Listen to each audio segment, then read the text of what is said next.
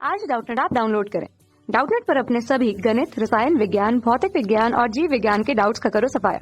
बस प्रश्न की फोटो खींचो, एक ही प्रश्न को क्रॉप करो और तुरंत वीडियो सोल्यूशन पाओ। अभी डाउनलोड करें।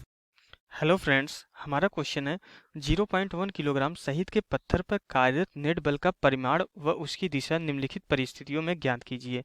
तो इसमें यहाँ पे 4 परिस्थिति दी गई है। हमारी जो पहली परिस्थिति है, पहली परिस्थिति के अकॉर्डिंग क्या बोला जा रहा है कि पत्थर को स्थिर रेलगाड़ी की खिड़की से गिराने के तुरंत पश्चात हमारे जो है पत्थर पे लगने वाला हमारा नेट बल का परिमाण और उसकी दिशा हमें बतानी है।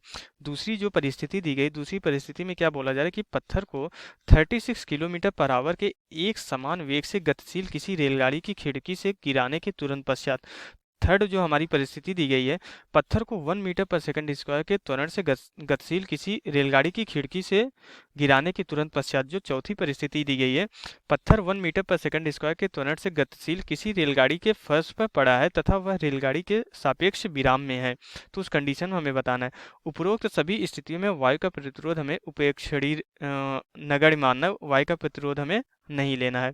ओके, तो क्वेश्चन में क्या बोला जा रहा है, तो सबसे पहले क्वेश्चन को हम समझते हैं कि मान लेते हैं हमारा यहाँ पे जो है, जो सबसे पहली परिस्थिति हम कौन सी लेते हैं, जब हमारी रेलगाड़ी जो है स्थिर है। तो मान लेते हैं हमारी क्या है कि ये हमारी, मान लेते हैं हमारी ये कोई रेलगाड़ी है। तो ये रेलगाड़ी का मान लेते हैं हमारा कोई कोच है। ओके, ये रेलगाड़ी का कोई डिब्बा है। यहाँ पे ये रेलगाड़ी की हमारी खिड़की है। तो यहाँ से क्या किया जाता है, यहाँ से एक पत्थर जो है इस तरीके से गिराया जाता है। तो अब जब पत्थर गिराया जाता है, रेलगाड़ी स्थिर है, अगर पत्थर गिराया जाता है तो इस पे सिर्फ और सिर्फ एक ही बल काम करेगा जो इसके द्रव्यमान की वजह से आता है, इसका जो भार आता है।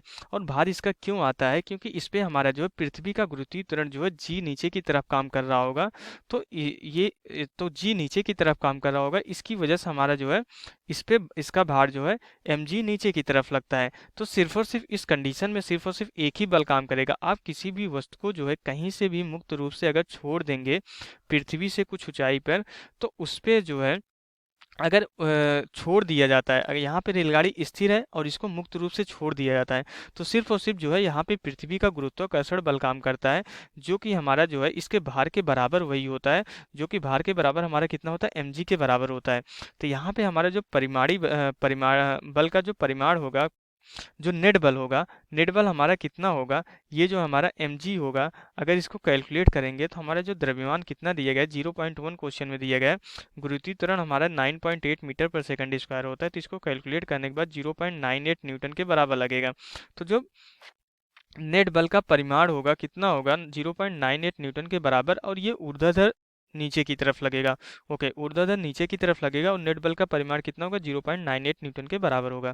ओके, तो ये पहली परिस्थिति हो गई। अब दूसरी परिस्थिति में क्या बोला जा रहा है कि अगर ये रेलगाड़ी हमारी, जो ये रेलगाड़ी है, ये हम रेलगाड़ी का डिब्बा ही अभी अजीम कर रहे हैं, तो ये जो रेलगाड़ी हमारी क्या बोली जा रही है कि ये एक समान वेग, एक समान v वेग से जो है गतिशील है। अगर ये एक समान विवेक से गतिशील है, अगर अभी भी यहाँ से खिड़की से अगर कोई पत्थर इस तरीके से गिराया जाता है, तो अगर हमारा जो है v नियत हो जाता है, अगर v हमारा क्या है, v नियत बोल दिया गया, तो उस कंडीशन हमारा जो है गाड़ी का जो त्वरण हो जाएगा वो जीरो हो जाएगा। अगर हमारा जो है त्वरण जीरो है, तो ये हमारा कोई भी त्वरित निर्देश तंत्र नहीं है। अगर ये त्वरित निर्देश तंत्र नहीं है, तो इस वस्तु पे हमारा कोई भी आभासी बल काम नहीं करेगा जैसे ही छोड़ा जाएगा इसको। तो इस पे जो है हमारी क्षैतिज दिशा में कोई बल काम नहीं करेगा, क्योंकि ये क्षैतिज दिशा में एक नियत वेग से चल रही है। अगर नियत वेग से नहीं चल रही होती, किसी त्वरण से चल रही होती, तब इसके क्षैतिज दिशा में जो है आभासी बल काम करता, लेकिन यहाँ पे जो है नियत वेग से चल रही है, तो क्षैतिज दिशा में कोई भी बल काम नहीं करेगा। जैसे ही छोड़ा जाएगा खिड़की से पत्थर, तो इसका भार जो है mg नीचे की तरफ लगेगा, जो कि हमारा गुरुत्वाकर्षण बल के कारण आता है। तो इस पे जो अभी भी वही लगेगा, जो हमारा जो परिणामी बल लगेगा अभी, वही इसका भार जो है mg के बराबर ही लगेगा, जो कि हमने ऊपर कैलकुलेट कर ही लिया है। कितना आया हमारा, 0.98 न्यूटन के बराबर आया है। और जो दिशा होगी अभी भी ऊर्ध्वाधर नीचे की तरफ लगेगी। ओके, तो यहाँ से दो परिस्थिति हो गई। तीसरी परिस्थिति में क्या बोला जा रहा है क्वेश्चन में, तीसरी परिस्थिति हमारी है, तीसरी परिस्थिति क्या दी गई है क्वेश्चन में कि हमारा जो है पत्थर को जो है 1 मीटर पर सेकंड स्क्वायर के त्वरण से गतिशील रेलगाड़ी की खिड़की से गिराने के तुरंत पश्चात। ओके, अब क्या किया जा रहा है कि हमारा जो है ये रेलगाड़ी क्या है, जो हमारी रेलगाड़ी का ये डिब्बा है, अब एक किसी त्वरित 1 मीटर पर सेकंड स्क्वायर के त्वरण से जा रही है। ये हमारा यहाँ पे कितना दे दिया गया, 1 मीटर पर सेकंड स्क्वायर के बराबर दे दिया गया है। तो अगर अब यहाँ से खिड़की से अगर हम पत्थर को छोड़ रहे हैं, खिड़की से जैसे ही यहाँ पे पत्थर को छोड़ते हैं तो उस कंडीशन में हमें क्या बताना है कि इस पे लगने वाला कुल परिणामी बल। तो खिड़की से जैसे ही पत्थर को छोड़ते हैं तो हमारा क्या होता है, हमारा इस पर हमारा जो है ये एक तरीके से त्वरित निर्देश तंत्र में था।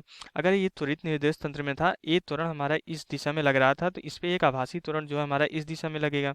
इस आभासी त्वरण की वजह से इस पे एक हमारा आभासी बल F डैश इस दिशा में लगेगा और इसका भार mg अभी भी गुरुत्वाकर्षण बल की वजह से नीचे की तरफ लगेगा। तो यहाँ पे अब दो बल काम करने लगे हैं। एक हमारा Fg अभी भी काम कर रहा है जो कि हमारा गुरुत्वाकर्षण बल की वजह से उसका भार आ रहा है, कितना आ रहा है, mg के बराबर। तो mg अभी भी हमारा उतना ही रहेगा, कितना, क्योंकि द्रव्यमान तो हमारा वही है 0.98 न्यूटन के बराबर। और इस पे जो लगने वाला हमारा आभासी बल हो जाएगा F डैश कितना हो जाएगा, m इंटू ए डैश के बराबर न्यूटन के दूसरे नियम के अकॉर्डिंग। ओके, तो ये कितना हो जाएगा, अगर इसको हम कैलकुलेट करेंगे F dash equal to m हमारा कितना है, ये m 0.1 है और त्वरण हमारा कितना है 1 के बराबर, ये कितना हो जाएगा 0.1 न्यूटन के बराबर। अब ये हमारा जो है आभासी बल कितना आ रहा है 0.1 न्यूटन और हमारा गुरुत्वाकर्षण बल जो ऊर्ध्वाधर नीचे की तरफ काम कर रहा है, ये हमारा जो है कितना आ रहा है 0.98 न्यूटन के बराबर आ रहा है। तो इसके कंपेरिजन में हमारा जो आभासी बल है बहुत कम है, ये 0.1 न्यूटन है और ये 0.98 न्यूटन है। तो इसकी तुलना में हमारा जो है इस ग्रेविटेशनल फोर्स की तुलना में, गुरुत्वाकर्षण बल की तुलना में हमारा आभासी बल बहुत कम है, तो इसका इफेक्ट नहीं पड़ेगा। तो अभी भी हमारा जो यहाँ पे परिणामी बल हो जाएगा F नेट हमारा जो है वो हमारा Fg के बराबर ही रहेगा, क्योंकि उसका जो है कुछ खास इफेक्ट नहीं पड़ेगा क्योंकि उसके कंपेरिजन में बहुत कम है। तो ये कितना होगा 0.98 न्यूटन के बराबर अभी भी रहेगा और अभी भी ये ऊर्ध्वाधर नीचे की तरफ काम करेगा। अभी भी परिणामी बल का परिमाण जो है 0.98 न्यूटन होगा और दिशा ऊर्ध्वाधर नीचे की तरफ होगी। ओके, अब फोर्थ कंडीशन में क्या बोला जा रहा है, अगर जो है अगर हमारी गाड़ी अभी भी त्वरण से, उसी त्वरण से गतिशील है, a बराबर जो है अभी भी हमारी गाड़ी जो है a बराबर जो है 1 मीटर पर सेकंड स्क्वायर के त्वरण से जो है इस दिशा में गतिशील है और हमारा जो गुटका जो है, हमारा जो पत्थर है यहाँ पे फर्श पे रख दिया जाता है। अगर फर्श पे रखा गया है तो इस कंडीशन में इसका जो है द्रव्यमान कुछ ना कुछ होगा, तो इसका द्रव्यमान है तो इसका भार mg नीचे की तरफ लगेगा। अब न्यूटन के तीसरे नियम के अकॉर्डिंग जो है ये जो है गुटका जो है सतह पर भार mg लगा रहा है, तो सतह भी जो है जो गाड़ी की फर्श है वो भी जो है गुटके पे जो है उतना ही बल जो है, परिमाण में उतना ही, लेकिन दिशा में, विपरीत दिशा में जो है बल लगाएगी, जो कि हमारा अभिलंब प्रतिक्रिया बल होता है। तो ये हमारा क्या करेगा, n और mg एक दूसरे को बैलेंस करके कैंसिल आउट कर देते हैं, तो इसलिए हमारा जो ऊर्ध्वाधर दिशा में जो है जो परिणामी बल होगा 0 हो जाएगा। अब हमारा जो है गाड़ी का त्वरण a जो है इस दिशा में काम कर रहा है, तो इस गुटके पे हमारा जो है आभासी त्वरण जो है a डैश जो इसके जस्ट विपरीत दिशा में काम करेगा। तो यहाँ पे हमारा जो है आभासी बल जो है आभासी बल भी इसी दिशा में काम करेगा। तो ये आभासी बल हमारा न्यूटन के दूसरे नियम के अकॉर्डिंग m इंटू ए के बराबर हो जाएगा, क्योंकि किसी भी वस्तु पे लगने वाला जो परिणामी बल होता है वो द्रव्यमान और त्वरण के गुणनफल के बराबर होता है। तो त्वरण हमारा a डैश है, लेकिन हमारा जो आभासी त्वरण होता है वो हमारा जो वास्तविक त्वरण के बराबर ही होता है, बस दिशा में विपरीत होता है। तो यहाँ पे ये 0.1 द्रव्यमान है और त्वरण जो कितना है 1 मीटर पर सेकंड स्क्वायर के बराबर है। तो यहाँ पे ये जो परिणामी बल आ रहा है कितना आ रहा है 0.1 न्यूटन के बराबर आ जा रहा है। तो इस कंडीशन में जो है फोर्थ वाली परिस्थिति में जो परिणामी बल आएगा वो कितना हो जाएगा 0.1 न्यूटन के बराबर होगा और इसकी दिशा क्या होगी, ये क्षैतिज दिशा में काम करेगा। ओके, क्षैतिज दिशा में काम करेगा, जिस दिशा में गाड़ी जा रही है उसके जस्ट विपरीत दिशा में क्षैतिज दिशा में काम करेगा। तो यहाँ से हमने बता दिया कि चारों परिस्थिति में जो है हमारा परिणामी बल कितना काम करेगा और किस दिशा में काम करेगा, हमने ये जो है चारों ही परिस्थिति में देख लिया है। तो यहाँ से हमारा क्वेश्चन कंप्लीट हो जाता है। Okay, thank you.